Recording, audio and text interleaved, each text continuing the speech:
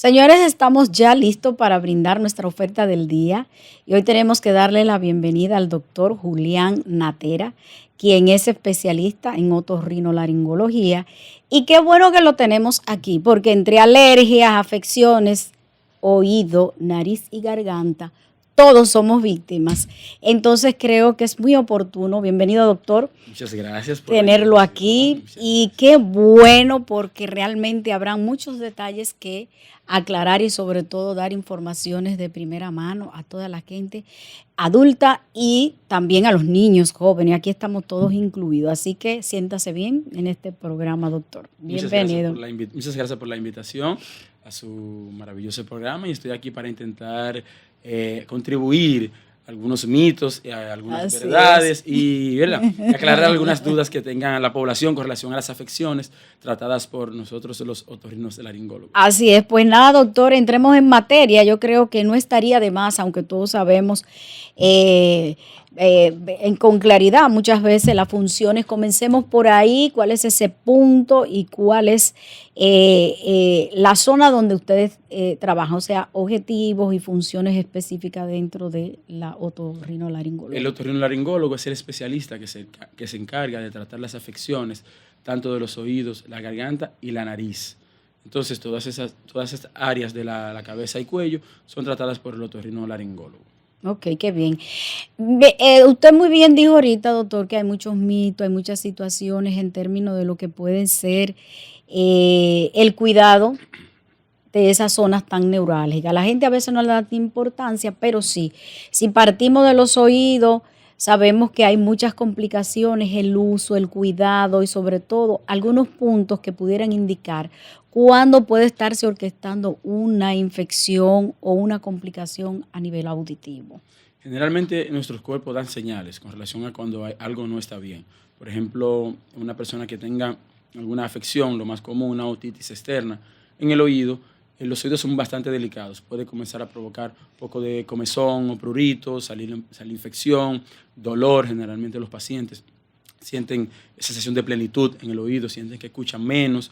Todo eso le puede generar que lo lleve a procurar a un otorrino porque dice esto no está bien. Igualmente los oídos desde el mismo nacimiento ya es una parte fundamental para nuestro desarrollo, porque un niño que nace, si no escucha, no puede hablar. Entonces, desde nuestro nacimiento ya estamos ligados, como le digo, para nuestro desarrollo. El oído es una parte fundamental para nuestro desarrollo. ¿Qué usted ha oído, doctor, en términos de mito, cuando la gente va? Tengo mucha comezón o tengo esto, me limpié, me entré aquello. ¿Cuáles son esos mitos más frecuentes que se pueden encontrar en consulta? El mito más común es que la cera es sucio. Ah, que las personas que no se limpian los oídos tienen falta de higiene. Y no. Ay, Dios mío, y ellos se limpian solos, ¿eh? Exactamente. Entonces, de las personas tenemos como cultura ya en Latinoamérica, porque no solamente aquí en República Dominicana, sino también fuera, se ve mucho eso, que las personas se limpian los oídos con los cotonetes o cariñosamente hisopos. Hisopos, así es. Con pinchos, llave del carro, bolígrafo, con cualquier objeto que le lleva a la mano. Entonces, ¿por qué? Para que no se le vea ese sucio. Entonces, ¿qué sucede? El cerumen es la protección del oído. El cerumen está ahí para proteger el oído, mantenerlo hidratado y lubricado. Las personas que tienen cerumen generalmente evitan la comezón en los oídos y evita que le entre algo a los oídos, porque el cerumen tiene una consistencia aceitosa, oleosa, que evita la entrada del agua hacia el oído, porque el oído es el lugar perfecto para el crecimiento y la proliferación de bacterias, porque es oscuro, húmedo y estrecho. Entonces, si no tenemos el cerumen, dejamos el oído desprovisto de su protección natural. Y como bien usted dijo, el cerumen, el oído se limpia solo. Mira, pues hay un detalle. Quiere decir entonces que cuando la gente opta por la opción de limpiarse el oído, sacarse la cera, porque por lo regular eso va saliendo solo y se va a la orilla y se saca unas veces fácil, otras veces se va hacia adentro porque como no está diseñado, ¿verdad?, para que la gente entre nada ahí, entonces empieza la comezón. ¿La comezón puede ser un motivo de qué? ¿De la ausencia del cerumen o puede estar ocasionado por otra circunstancia, ya sea la humedad o cualquier otro detalle? Excelente pregunta. el oído molesta por 3 cosas. Puede ser por exceso de cerumen, un tapón de cerumen puede dar comezón, por resequedad o por infección. El oído generalmente que da algún tema es el oído que se manipula. La mayoría de las personas el oído produce la cera que necesita para protegerse. Produce un halo de cerumen a la entrada del oído, que, como le dije anteriormente, para su protección. Existe una minoría de la población que produce mucha cera. Esa población sí tiene que ir con recurrencia cada 6, cada 4 meses donde un otorrino. ¿Para qué? Para que le haga la extracción del cerumen controlada. Okay. Porque, como le dije, el oído es bastante delicado. Usted se introduce objetos hacia el oído sin ningún tipo de control, puede lacerarse el conducto, provocar sangrado, provocar dolor y, algo más grave, puede perforarse el tímpano. Entonces, una persona que tiene infección del oído, una persona que tiene resequedad, sí, le puede provocar el prurito o la comezón en el oído. Ok, bueno, ahí comienza el asunto. Con el tema de la resequedad, ¿pudiera dar paso a otras situaciones en términos de audición o tendría que ser una infección? No, la resequedad lo que hace es la comezón. La persona dice, yo tengo sensación que algo me está caminando. La persona llega a la consulta y dice, doctor, yo tengo algo dentro del oído, algo me entró al oído. Entonces, cuando le hacemos el estudio, la otoscopía, entonces vemos que la persona, su oído está, como yo le digo a los pacientes, demasiado limpio para mi gusto. Ah, bueno. Porque nosotros está súper. Ay, a veces me dicen, doctor, escúchame que no me limpié el oído. Oye. Tengo que tener eso lleno de todo por ahí. Digo, no, el oído necesita tener su poquito de cera para protegerse. Entonces, por esa resequedad, le produce eso. O cuando el paciente ya es una comezón por exceso de cerumen, el paciente te dice, no, doctor, yo siento que no escucho. O cuando me hago así, se me destapa el oído. Entonces, ahí sí ya yo digo, no, es por exceso de cerumen.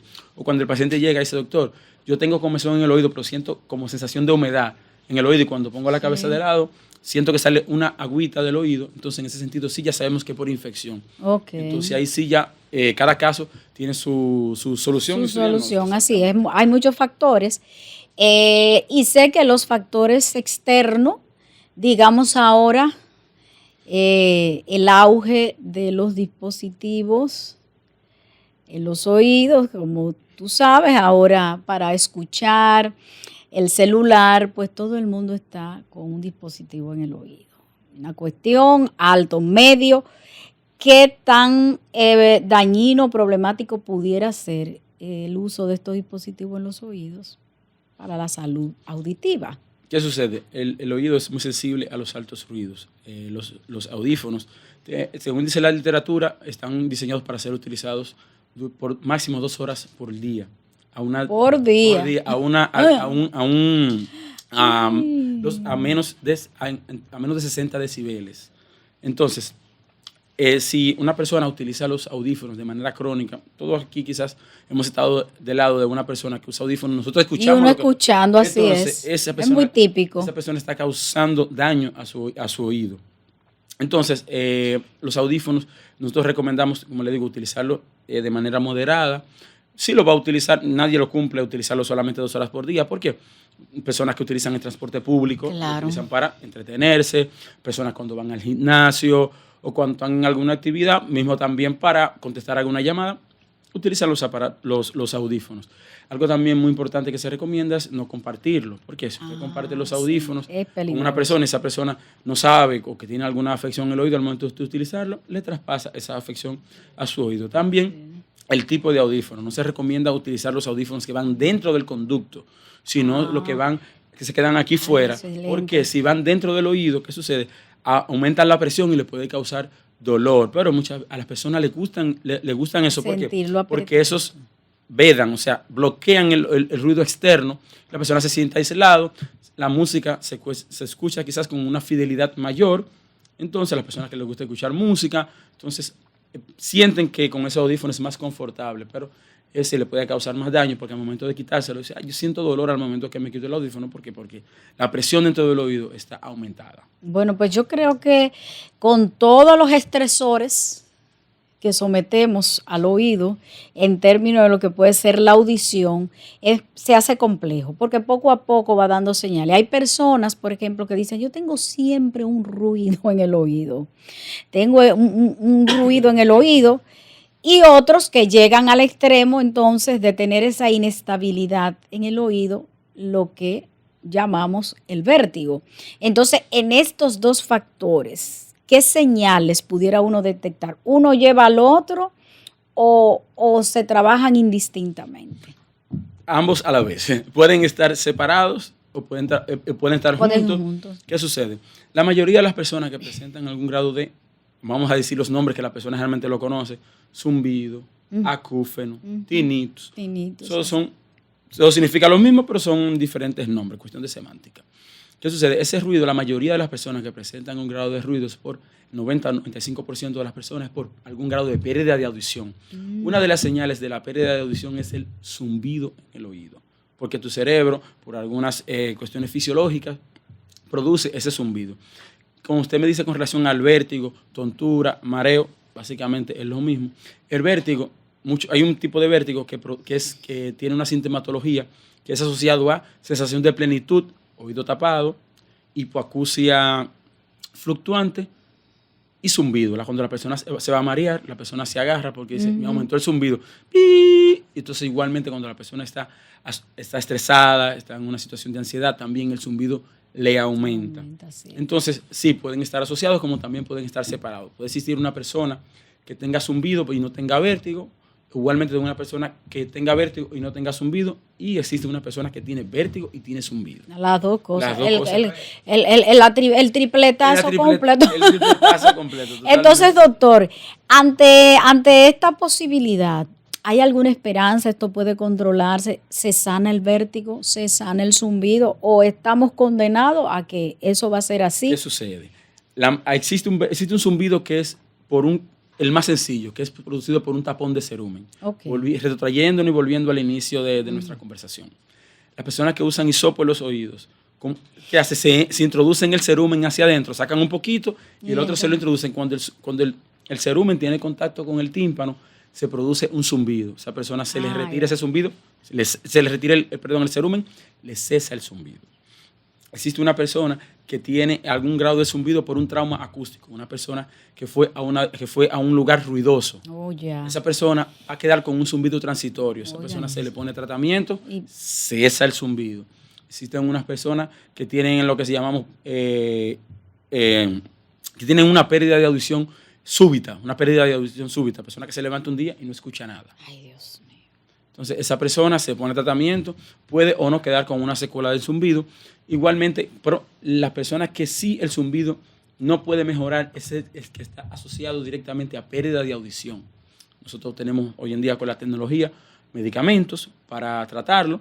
En dado caso el paciente no mejora y su diagnóstico es zumbido por pérdida de audición, entonces en ese caso hoy en día existen los auxiliares auditivos. Okay. Los auxiliares auditivos, se hace un estudio que se llama acufenometría, se mide hasta qué punto la persona percibe el zumbido y se le pone el aparatito. Igualmente existen personas que durante el día no perciben el zumbido o no les molesta. La persona le molesta el zumbido cuando ellos están en un ambiente silencioso. ¿Por qué? Porque lo perciben. Le prestan atención. Exactamente.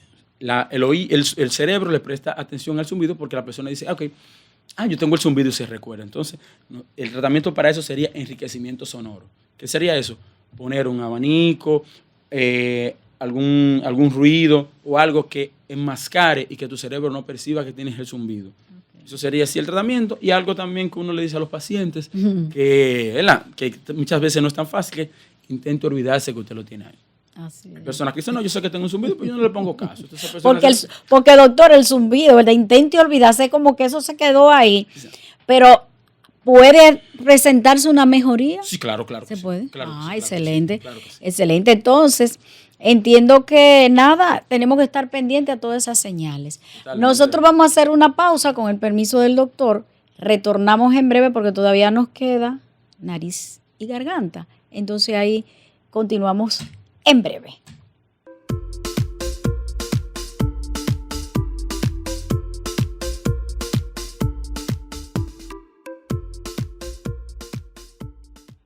Señores, al regreso seguimos conversando con el doctor Julio Natera y qué bueno que los que han estado desde el inicio van tomando la conexión y los que conectan a partir de este momento, pues aquí estamos hablando sobre otorrinolaringología, señores, ustedes saben que es importante. Hemos hecho una batería de preguntas, pero no podemos dejar fuera, doctor, El espacio de los niños. Los niños que comienzan, ¿verdad?, en un proceso de formación, de maduración en todos los sentidos. A veces los padres, por desconocimiento, usan una serie de medidas, de situaciones para higienizar, para bañar, lávate esos oídos, por allí, por acá. ¿Qué pudiera ser lo menos recomendable o lo más recomendable para preservar la salud de esos niños y para empezar a temprana edad a educarlos sobre cómo debe ser el cuidado y el manejo de los oídos? ¿Qué sucede? Los padres, por cultura, porque sus padres también le decían que esos oídos, puedes sembrar batata, tiene ahí, que limpiárselo. Y todo ¡Ay, eso. santo! Entonces, igualmente. Bueno, el doctor se sabe todos los chismes. Entonces, en la misma escuela, los muchachos. Entonces, Ay. hay que, como decía, hay que desollinarlo. Así, por todos los lados. Y siempre así sus oídos mismo es. que estén bien limpios. Entonces, van creciendo con esa cultura. Con esa cultura, y sí. piensan que el cerumen es falta de higiene y no. Entonces, igualmente, hay padres que un niño le dice, que siente dolor en el oído y viene, ok, en mi casa me echaban un par de goticas de orégano poleo. Ay, entonces sí. le echan su orégano y le sazonan el oído al niño. Quiero... Entonces ya cuando llegan a la consulta ya el niño ya está un poquito complicado. Entonces es lo que yo siempre les digo a los padres, que los oídos no se limpian. Les digo a los niños, no dejen que nadie te introduzca nada en el oído. Ay, Dios, les sazonan el oído. Les sazonan el oído, le echan orégano. Mira, es verdad, porque todos, doctor, y usted sabe, hemos vivido eso. Claro, pero se lo estoy Para diciendo. allá atrás. Conocimiento de causa. Exacto, para allá atrás nos tocó a todos. ¿Cómo podemos detectar? Bueno, con los niños a veces sí hay dolor, pero cuando no hay dolor, ¿cómo podemos darnos cuenta si hay un problema? ¿Qué sucede? Todo niño, al momento de nacer, se le tiene que hacer un estudio auditivo. Oh, ya. De screening, que se llama emisiones otoacústicas. Los niños, la mayoría, ese estudio lo pasan. Existen unos niños que se llaman niños de riesgo, que son los niños que nacen prematuros, bajo peso, los niños que nacen amarillito, por hiperbilirrubinemia, los niños que se quedan ingresados por más de una semana en cuidados intensivos, que le ponen oxígeno, uso de antibioterapia. ¿Qué sucede? Todos los niños, como les digo, sean los niños de riesgo, sean los niños que no tengan ningún tipo de alteración, se le debe realizar su estudio auditivo. ¿Para qué? Para saber de que el niño no tiene ningún tipo de problema. Así como se le hace su estudio visual, también se le hace su estudio auditivo. Anteriormente, en República Dominicana, no era común hacer esos estudios, por eso siempre en nuestros barrios o en nuestras comunidades siempre había un niño, alguien en una casa sordomudo. Hoy en día casi eso no se ve, porque ya a los niños se les está haciendo sus estudios auditivos. Existe una ventana de la audición, que son de los 6 meses a los 2 años. Si se detecta a temprana edad de que el niño no escucha o tiene alguna dificultad, se puede colocar tanto en terapia del habla como el uso de los auxiliares auditivos. ¿Para qué? Para que aprovechar esa plasticidad cerebral que tienen los niños y que puedan escuchar. Excelente. Entonces, es fundamental que todo niño al nacer, existe un programa hoy en día que se está implementando bellísimo, creo que es el despacho de la primera dama, que ya en todos los hospitales se están contratando audiólogos y otorrinos. ¿Para qué? Para que tengan el control de todos esos niños cuando nacen, de que salgan del hospital con sus estudios auditivos correspondientes. Qué bueno, porque de verdad, doctor, que sé que hay muchos niños que ya de adulto, en la adultez, pues han cargado con la cruz de la mudez y ha sido fruto quizás de un descuido. Felizmente sí. Así es. Entonces, bueno que los padres que están con niños pequeños que puedan tener esta previsión para que la calidad auditiva de sus hijos, si necesitan algún refuerzo, pues se le pueda poner a tiempo. Exacto. Agregándole que ahora, hoy en día, todas las escuelas y colegios están pidiendo estudios auditivos a los niños al momento de la inscripción, que es algo también muy importante. Bueno. Porque todo el mundo tenía un compañerito que decían, fulano sí es bruto que no aprende. Ay, no es que es bruto, era que no escuchaba bien quizás, o no veía bien. Entonces, todo niño que va a entrar a la escuela, se le hace su estudio tanto visual como auditivo, que es algo bastante importante. Qué excelente, eso es excelente. Bueno, yo creo que en términos ya de la audición y del oído estamos claros por el momento. Ahora vamos a pasar al otro round, que tenemos que hablar de esta combinación que se da nariz-garganta.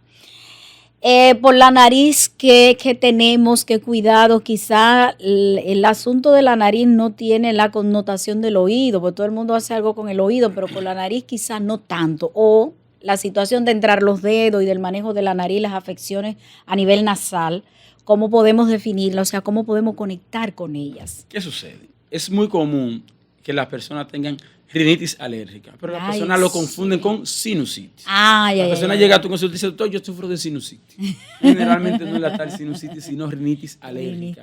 Que la persona dice, yo no puedo bregar con detergente. Yo me pongo a limpiar o me pongo a buscar algo en el closet y comienzo a estornudar, me sale pituita, una agüita de la nariz. El cambio del clima. El cambio de clima. La persona dice, yo soy como meteorología, de que se nubla yo lo sé porque se me tapa la nariz. Entonces, es lo que sucede. Entonces, la mayoría de las personas son riníticos. La rinitis alérgica hoy en día con los medicamentos antialérgicos de primera y segunda generación. Los de primera generación las personas muchas veces no se lo tomaban porque le daba sueño y todo eso. Hoy en día ya no, ya con un tratamiento de antialérgico, lavados nasales, sprays nasales, y algo muy importante siempre que le digo a las personas es la higiene ambiental. Muchas veces las personas no les gusta abrir las ventanas, tienen blackout. Hoy en día como uno trabaja tanto, el único día que vamos a suponer que uno descanse es los domingos, tú no quieres que entre un rayito de sol para no despertar. Entonces, el abanico, los aires deben de limpiarse con frecuencia porque eso acumula polvo, ácaros y todo eso hace con que la persona se le exacerbe el cuadro de rinitis alérgica. Es lo más común lo que vemos el día a día. Esos son los adultos, los niños. ¿No? El niño que ronca, que el papá te dice, yo traigo a mi niño porque tiene adenoides. Entonces yo le explico. Los niños de 0 a 8 años, todos los niños van a tener un grado de adenoides. Algunos lo tienen mayor, otros en menor proporción, pero concomitantemente o combinado con la rinitis alérgica, también le empeora el cuadro de ronquido. Igualmente con la garganta, hipertrofia de amígdalas. Entonces, pero sí, en resumidas cuentas, lo más común que podemos ver en la consulta es la obstrucción nasal por rinitis alérgica. Ok. A nivel de garganta, sabemos que también, por ejemplo, lo que Ramona se ríe, los que trabajan el habla, los maestros, cantantes, locutores, o sea, todo, comunicador, a veces hay un exceso entre hablar y hablar y hablar, un agotamiento, una alteración, una disfonía, una situación.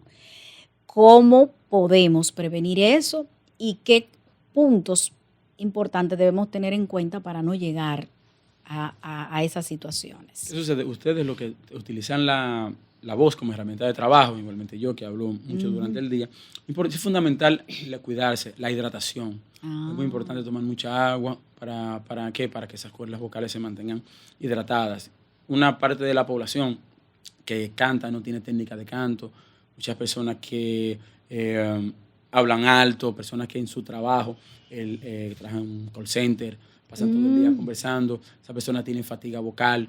Entonces siempre es importante decirle a las personas que el reposo, porque salen del trabajo hablando todo un día y continúan nuevamente en sus casas conversando. Muchas veces me llegan pacientes, doctor, yo estoy disfónico, estoy afónico, no tengo voz. ¿Por qué? Porque esa persona, como les digo, canta, no tiene técnica de canto, entonces todo eso le puede provocar dificultad en su habla. Luego de una jornada excesiva en términos de hablar y de, el trabajo hablando, ¿qué sería lo recomendable?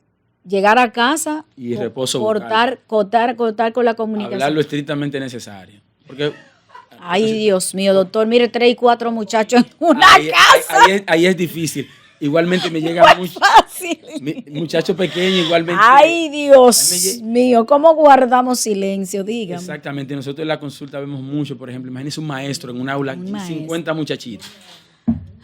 Ahí con los maestros siempre también tenemos. Yo le cuento, mire, y usted no se imagina. Ahí siempre tenemos esos temas. Queremos que eso, pero cuando se habla de callos en las cuerdas vocales, ¿a qué nos estamos refiriendo? Los callos en las cuerdas vocales no son más que nódulos. ¿Qué sucede? Las cuerdas vocales producen el sonido al chocar, al vibrar la una con la otra. ¿Qué sucede? Las personas que utilizan su voz como herramienta de trabajo, como mencioné, profesores, locutores, personas que... Entonces, esa persona que tiene un exceso en el habla pueden provocarle esos callos o nódulos en las cuerdas vocales. El tratamiento para eso es terapia del habla, reposo vocal y generalmente, anteriormente, muchos de esos pacientes se operaban. Hoy en día esos pacientes con terapia del habla mejoran bastante su voz, al igualmente que con el reposo vocal. Pues hay un detalle, doctor. Ahorita decíamos y nos reíamos, usted dijo, le sazonan los oídos a los niños cuando le echan aceite de orégano, hoja de ajíes madura, qué sé yo, cuántas cosas. Pero la gente también usa muchas gárgaras. Claro. Cuando siente situaciones, siente las amígdalas inflamadas. Ay, oye al otro. Y comezón y todo aquello, doctor. ¿Es recomendable No, o qué podemos hacer para calmar? ¿qué sucede? Muchas veces se puede utilizar hasta como efecto placebo. ¿Por qué? Una persona que utiliza vinagre blanco, guatapanal, limón con miel, todo eso. Agua tibia con Agua sal. tibia con sal. ¿Qué pasa? Porque tú solamente lo dejas aquí arriba, pero las cuerdas vocales están aquí debajo. O sea, exacto. que no van a hacer ese efecto deseado. Eso, lo que, como mencionaba, esa garrapela. Ajá. Como esa comezón en la nariz. Sí, sí. Puede ser producida por algo que llamamos reflujo faringolaríngeo, Oh, que es ya. una consecuencia del reflujo gastroesofágico. Cuando el contenido del estómago se va hacia la garganta, le causa esa irritación, la persona se levanta como que tiene como una flema en la garganta, que nunca le sale, como dirían, mira un amigo, me tengo una pajita en el carburador. Como que no pasa el día entero así, muchas veces está delante de la gente, en una entrevista o algo, quiere cómo hacerlo. Entonces eso lo trata el otorrino porque puede que sea reflujo. Así es. Tratamiento antiinflamatorio y medicamento para el estómago, eso se resuelve. Bueno, señores, ahora viene la pregunta del siglo.